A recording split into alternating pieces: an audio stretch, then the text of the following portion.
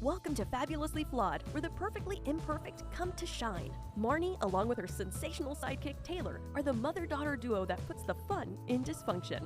Every episode, we unpack the chaos of mental health while sprinkling in the sass of pop culture. We're here to share stories, laughs, and lessons that remind you to embrace your quirks and to never, ever let anyone dull your sparkle.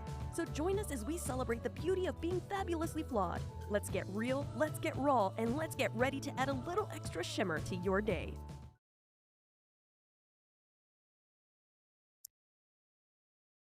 Hey, fabulously flawed friends, fabulous listeners, fabulous everybody. Welcome to Fabulously Flawed.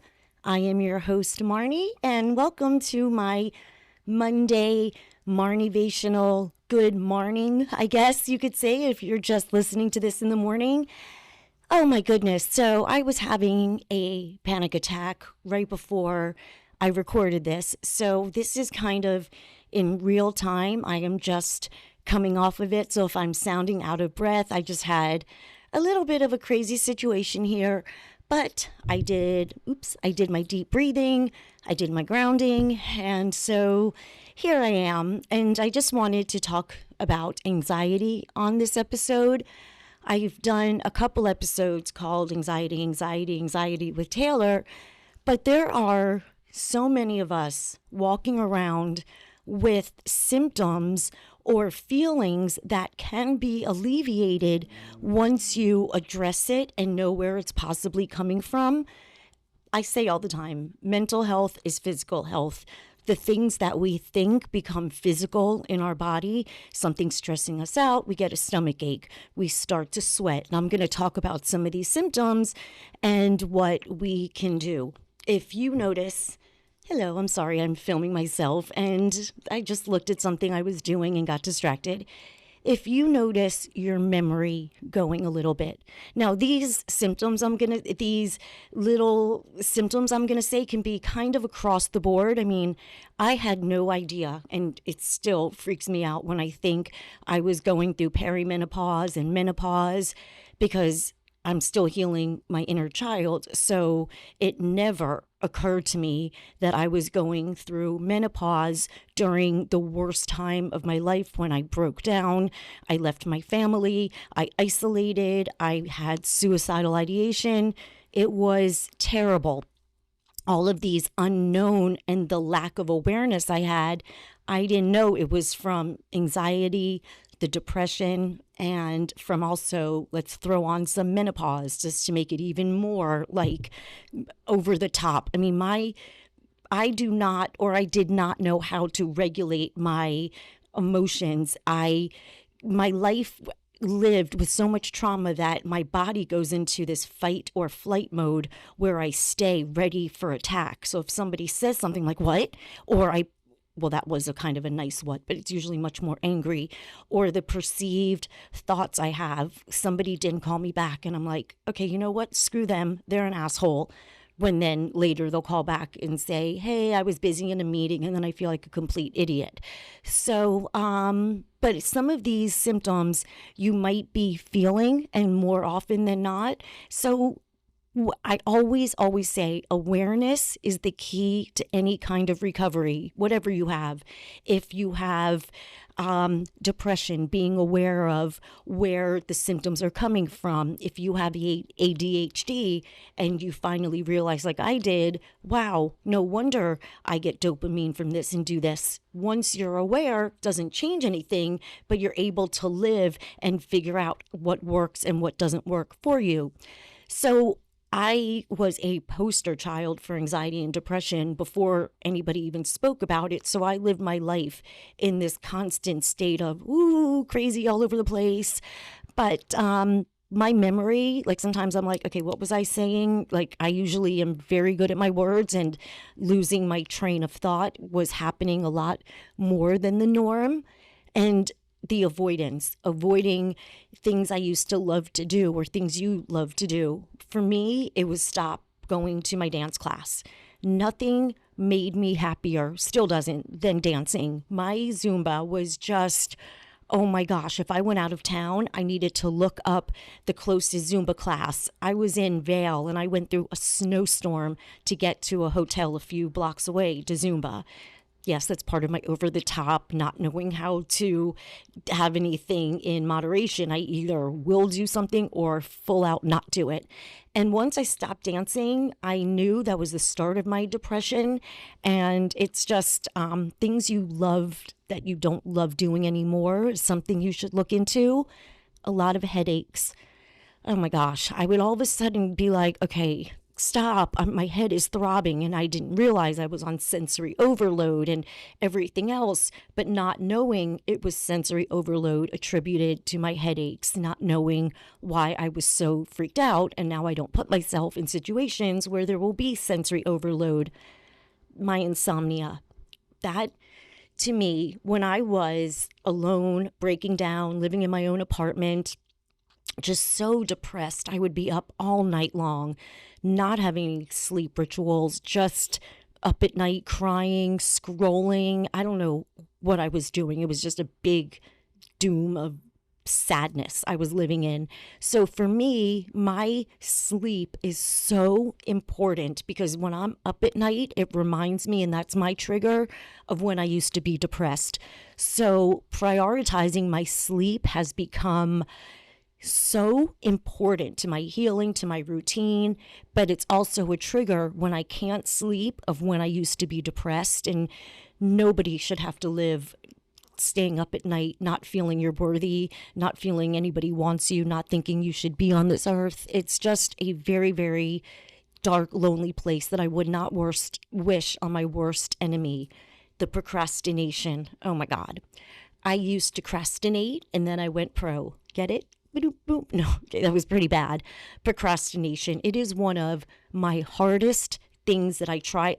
One of my traits is procrastination, and every day, and thank God for my husband, because he's like, let's go get it done now. What are we waiting for? Do it now. What are you waiting for?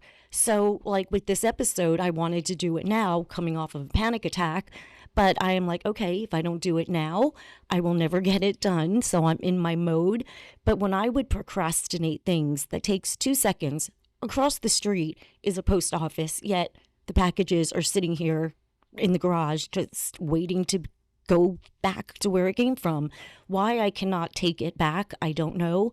But but now I'm going to take back the package since I'm talking about it. But in my life, the procrastinating, it's just... And when you procrastinate, you don't get anything done, which then will lead to being depressed because you're not doing what you need to do. And some of those rapid heartbeats, I know for me, it's just the excessive sweating and heartbeat. It is a feeling that what anxiety is presuming the worst is going to happen before it is happening. We just think, okay, I'm gonna have to go now to this store. What if the lady's rude to me? But you're not there right now. We're right here and right now in this moment. And in this moment, nobody is bothering you. I hope I'm not, and I hope you're listening. And in this moment, I'm talking to you guys. So I am not going to let myself wander to what could happen tomorrow or what happened a year ago, because none of it fucking matters. What happens is the right here and the right now. The constant worrying, like I'm saying, it's just when you notice yourself getting to the constant dread, the doom, to a point like, I don't want to do this. I'm afraid to go because I don't want to go to that restaurant. I'm just trying to think of a hypothetical, and I should have had my notes a little bit more prepared, but it's that constant worrying, especially right now. The world is so... I want to just hug everybody in this world and know eventually everyone will be okay, but it's only 13 days in and the world is just so sad. It is so sad. So if you're experiencing worry right now, you are completely, what I'm trying to say is you're completely justified in your feelings. There is no feeling that is right or wrong. We're supposed to feel anger, sadness, depression, anxiety. We can visit them, but don't unpack there. When you start to feel anxious, I'm getting nervous. What if there's a fire down the street, God forbid, poo, knock on wood. Or if you hear of You just hear a fire truck. How about that? We hear a fire truck. Our mind sometimes like, oh my gosh, what if there's another fire? What if what's happening in LA? Somebody set a fire here where I live. So you have to pause in that moment. Right now, I am okay. And do the 5 things you can see, 4 things, the 5, 4, 3, 2, 1 grounding. And it will truly get you in that moment. Just breathe. And my daughter laughed at me because when I said one thing you can taste, it never occurred to me to go eat something. So I'm just like my own saliva. And she's like, Mom, they meant go taste something. So for anybody that was listening and I said, find one thing you can taste, it's a taste of actual food or whatever it is that you want to eat. And another symptom I had was overthinking to a point. I had situations already done. I knew what happened. I overthought the worst case scenario. They all gathered up against me. All these people don't like me, which in fact was true at some point. But it was just thinking the worst case scenario and overthinking the worst case scenario. My husband doesn't love me. He's going to leave me. My husband doesn't love me. I didn't do this right. I mean, that was so unhealthy for me to live that way. So once I'm like, now part of my self-love was realizing I don't need anybody else's actions or approval to love myself. I know what gives me starting to get my heart rate up, and that sweating is when I am in certain situations. Before I think it was my very first interview, and it was a video, and I remember getting ready, and before I hit join the Zoom, I was shaking like this, trembling. If you're not watching, picture yourself just trembling so bad.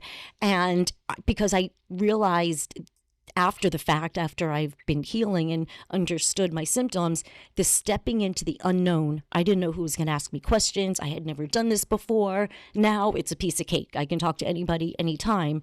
But during 2020, oh my God, almost 5 years ago, I did not know what I was going to do. So that unknown gives me severe anxiety.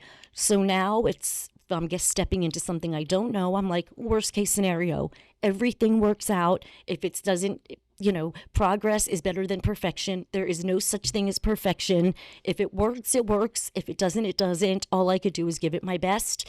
And that way of thinking has really helped me, tremendously.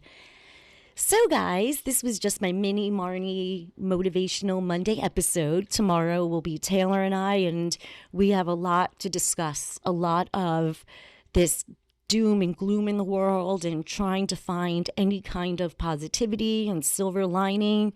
Just look in the mirror, guys. Look at the reflection and say, I love you. I am proud of you. You are a badass. You are a warrior. You have survived 100% of your worst days, and you love yourself. Give yourself a pat on the back because you're fucking remarkable. Every single one of you out there. So on that note, don't let anyone burst your bubble, and never, ever, ever, ever, ever, ever, ever, ever let anyone dull your sparkle. We need your light in this world. Sending everybody so much love and peace.